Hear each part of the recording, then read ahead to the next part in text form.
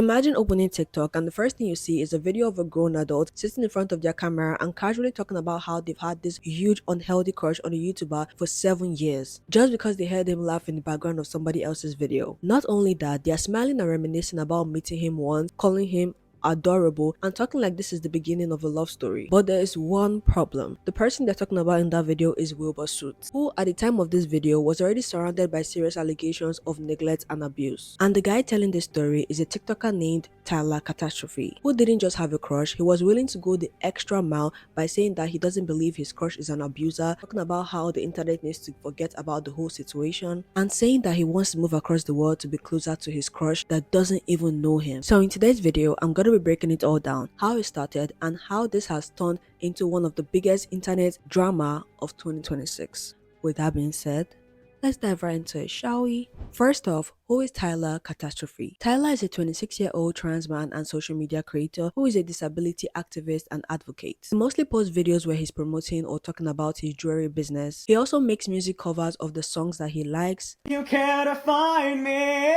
look to the western sky. As someone told me lately, everyone deserves a chance to fly.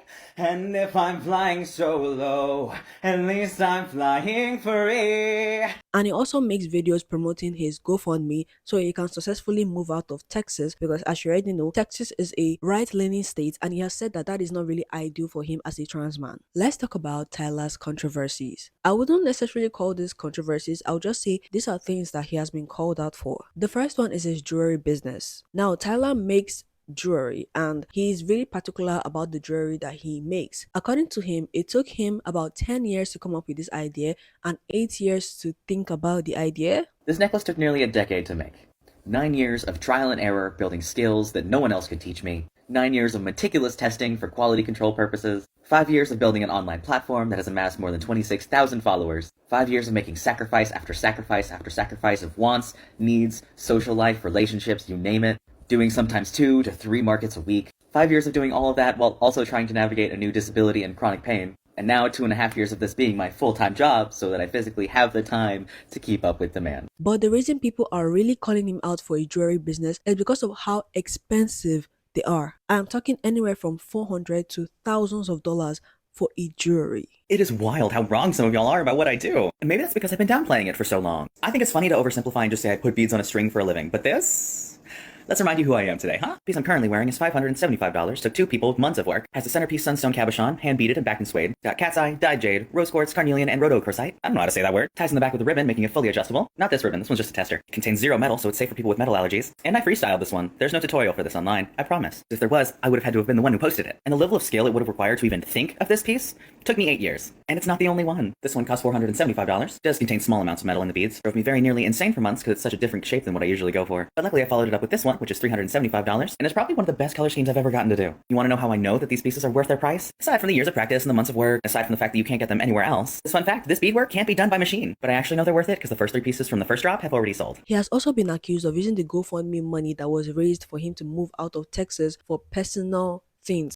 Things that he didn't mention in the GoFundMe. And mind you, these are just allegations. Tyler is also disabled because just a few years ago, he was hit by a Lexus on the road. And that made him unable to use most parts of his body. I believe he was only able to use his hands, and that is why he got into beadwork. Someone once totaled a Lexus with my body, and now I'm a professional freeloader. I do prefer the word artist, though. I actually make jewelry like this. I sell it too. I also make stuff like this, and stuff like this too. And I've worked hard enough and been lucky enough that this is my full time. I had orders from 48 states, 15 countries, 3 continents, I'm doing okay. But the funny thing is that this was never my end game. I was actually a musician before I got hit. I sang, I wrote music, I played the trumpet, I was in a band, we were halfway through an album. Unfortunately, taking an SUV to the ribcage at 50 miles an hour kinda meant I couldn't sing anymore. I only started making the jewelry because I thought it might keep me sane. And it did, and it pays my bills, and it makes me happy. This video idea was taken from my video recommendations that I posted a few weeks ago. This is the 3rd video that I'm covering so far from those requests. So if you have any requests for a video idea or let's just say recommendation in general, feel free to use the first link in the description below. Thank you. You know how I mentioned earlier that Tyler makes music covers of songs that he likes? Well, he also talks about bands that he likes, and one band that you hear almost all the time is a band called Lovejoy. Tyler loves this band. He talks about it all the time. He talked about how he desperately wants to join the band, and he also posts videos auditioning to join the band. Absolutely no idea if one of my favorite bands might want a second vocalist, but I do know I am crazy enough to ask. So hi, Lovejoy. Do you want a second vocalist? I'm a massive extrovert. I've been performing since I was 10, and in 2019, I was actually a semi-professional vocalist, but then had to spend almost 5 years getting my voice back after losing it completely because someone hit me with their car. Through the sheer force of audacious determination, I now have my voice back and my vocal stamina, which basically means that now that I can go back to music, not doing so makes everything else feel unfulfilling and sad. I figured I might as well shoot my shot. And I also play the trumpet, which is probably helpful. Anyway, here's Portrait of a Blank Slate. The whole thing. I hope you like it. He told me that much and now he's dead. Told me to kill my indulgences with a sharp blow to the temple. Pick up the phone, call and do everything he says. I could take a plastic camera, we could make such a pretty picture. Oh so happy, oh so happy. I'm pretty cool once you get to know me. One person who is part of this band is a YouTuber named Wilbur Soot, and that is where it comes into this conversation. So who is Wilbur? Wilbur Soot, also known as William, is a 29-year-old English YouTuber, Twitch streamer, and musician. He initially gained fame for his role in the comedy channel Soot House. He is also a pretty popular Twitch streamer because he makes content surrounding a roleplay game called Dream SMP. And finally, he's the lead vocalist of an indie band called Lovejoy. In 2024, another streamer known as Shelby made a video talking about one of her exes that was abusive. He started biting me more and more over a period of time, sort of throughout the whole relationship, which meant I was being hurt every single day, multiple times a day, for all of the days that we spent together in person. And when I asked him to stop again, this time he said, "This is who he is. He isn't going to change." There was this one time that he pinned me down and asked me to try my absolute hardest to get him off of me. And I couldn't do it, obviously. And he said something to make the point that he was so much stronger than me that I wouldn't be able to fight him back. He was going to keep hurting me, and it was possibly going to escalate even further. So I broke up with him. And then I found out that he said he doesn't clean at all when I'm not there because he just waits for me to get there to do it. And I only found out about that after we broke up because he said it behind my back. But mind you, she never mentioned a name. But I think a lot of people already figured out that it was her ex, Wilbur. And because of the amount of backlash he was getting, he decided to release a statement. In the past week, a series of allegations have been made over my conduct from an ex-girlfriend. I want to emphasize that although I feel it's fair to offer my perspective, I have taken my time sharing this statement as I wanted to process and respond respectfully and with the hope to gain a deeper understanding for the situation. During our relationship's final months, I regrettably became sluggish, disrespectful, and selfish. These actions caused a lot of pain to my ex-girlfriend, and I've since sought therapy to address these behaviors. By making significant lifestyle changes to rectify my past actions, I have come to realize how much my past behavior hurt this person, but I truly, compassionately believe that I have made great strides from the person I once was, and hope I continue to grow and improve on this trajectory. The allegations of abuse, particularly in the form of biting, deeply shocked me. Throughout our relationship, I understood from numerous conversations and text message exchanges on the subject that this behavior is consensual, playful, and reciprocally enjoyed. I truly believe those personal message exchanges reflect mutual affection and understanding. Out of respect for her, I choose not to publish them, and I emphasize my perspective is not shared to diminish or invalidate anyone's feelings. Instead, I share it in the hope that I can offer a genuine, fair, and relevant insight into my understanding of the situation. While I may have perceived our interactions differently, I recognize that this person has processed and expressed feelings of hurt. I want to extend my sincerest apologies for any pain that I caused. I am fully committed to understanding and addressing her concerns going forward. I hope my perspective sheds light on this situation without distracting from his message. I am dedicated to earning and maintaining the trust of those around me, and I hope I continue to be held to these high standards I wish to attain and maintain. As you can see by this statement, he was practically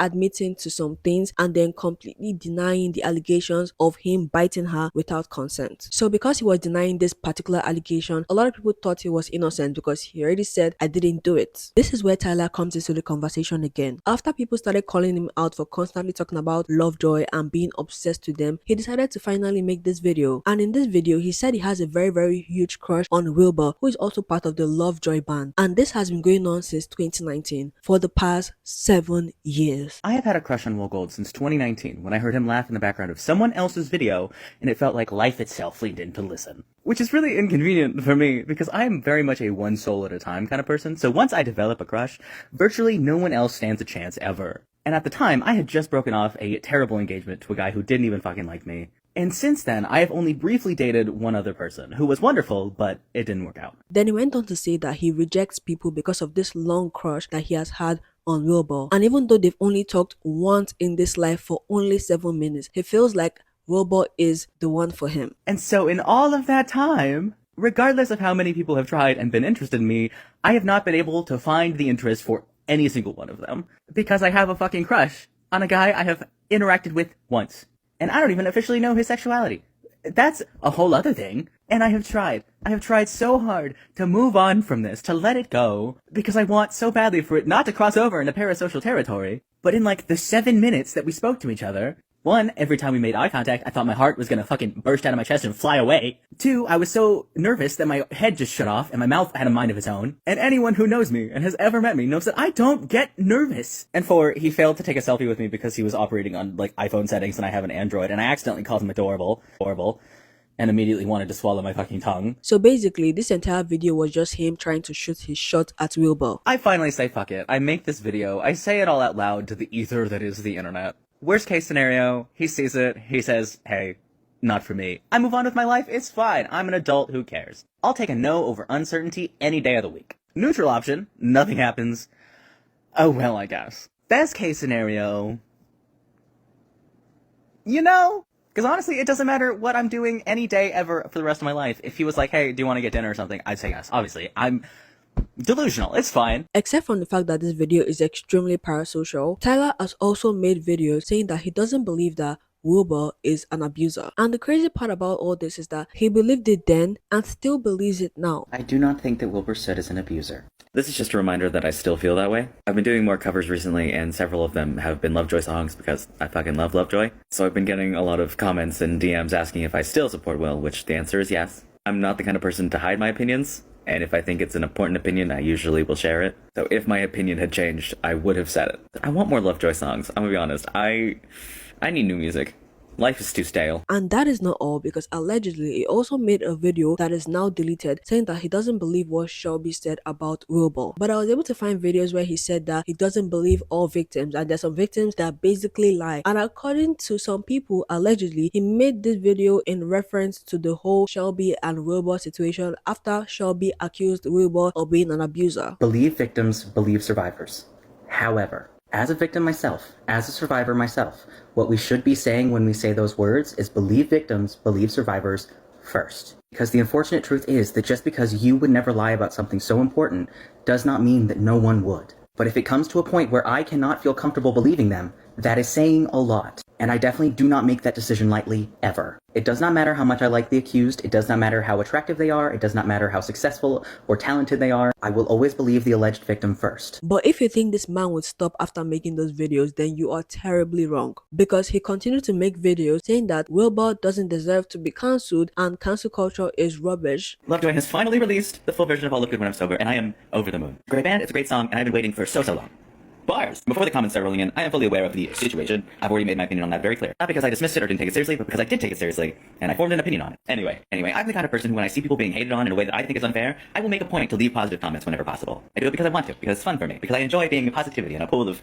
yeah. Cancel culture is bullshit. And I'm not talking about holding people accountable for their awful actions, because obviously we should be doing that. I'm talking about how many people are training their audiences to be internet attack dogs, which is not cool. And right now, it's really hard to be on the internet. Feels like every other day we're getting someone who's secretly a terrible person. But I'm starting to realize that a lot of people don't know the difference between fucking up and abusing people. And as someone who has been abused, kind of a lot, I'm gonna explain the difference. So if you find yourself asking, is this person an abuser, or did they just fuck up somehow? Here are some questions that you should always ask. The first question's a little gray, but it has to do with intention. Did they knowingly hurt you on purpose? And if you know for a fact that they did it on purpose, then yeah, that person sucks, they're an abuser. You can't assume they know unless you tell them. But after you tell them, you have to ask, how did they respond to you telling them? And I'm not giving you this information because I think that someone specific deserves to be absolved of all crimes or something. I'm giving you this information because as someone who has been abused more times than I'd like to tell you about, I still believe that everyone deserves a chance to be forgiven. I really hope you guys remember when I said that Tyler created a GoFundMe for people to donate to him so that he can move away from Texas to Brighton. Well, Wilbur is based in Brighton. So this just made the situation 100 times worse because people started to think that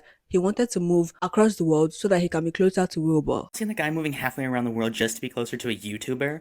If y'all think I would make a massive, life-altering decision that takes years of work to achieve, just because I was willing to admit on the internet that I think a musician I don't know has a pretty laugh, then y'all really have the wrong idea. I was supposed to move to Bournemouth a couple years ago. I had a job lined up, I did a ton of research, made a ton of preparations, admittedly got a little too excited because it ended up falling through at the last minute. But when I finally dusted myself off and got myself back on track, and decided I could probably just move out of the US on my own, England was the easiest choice because I had already done so much of the work. As this video started going viral, people started noticing how parasocial and weird this whole thing is. What do you mean that you don't think your crush is an abuser just because you like him? And this is where bias comes into the whole thing, because to be fair, there are a lot of people like this. There are a lot of people that exist like this. They don't have any morals. Just because they like somebody, they are able to look away from the bad things that the person has done in the past. Even though the person has admitted to doing it, they still feel like the person is not wrong. Unlike Tyler, there are people that they don't say it out loud, but most of them know for a fact that if their favorite, let's say, content creator, influencer, celebrity gets themselves into like a controversy, and they know that that controversy is bad, that if it were to be another completely different person, they would not support that person. But just because they like this influencer or celebrity, they ignore all the bad things that they have done and start making excuses for them. And then people started calling him out in his comment section, basically calling his whole behavior parasocial. He decided to make this video in early March, basically saying that he just has a crush on somebody and it's not really that serious. Do you know there's a difference between embarrassing and morally wrong, right? They're not the same thing. Because, oh my god, it is so not that serious.